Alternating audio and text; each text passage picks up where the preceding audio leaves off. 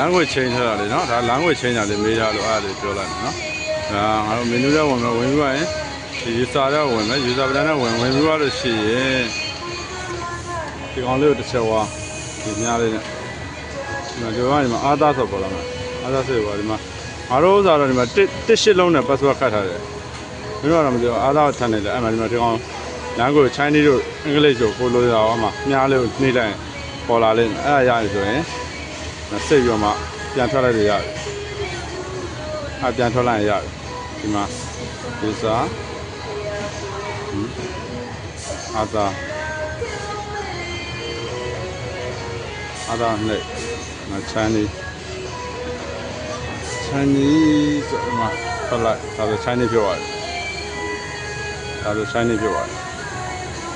အဲ့ဒါမှပြန်သွားမယ်ဆိုရင်ဒီအောင်သွားပြောရရင်ဟော sorry ပြောသွား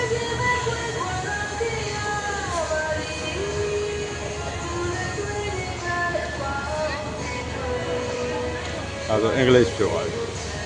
နော်ရပြီ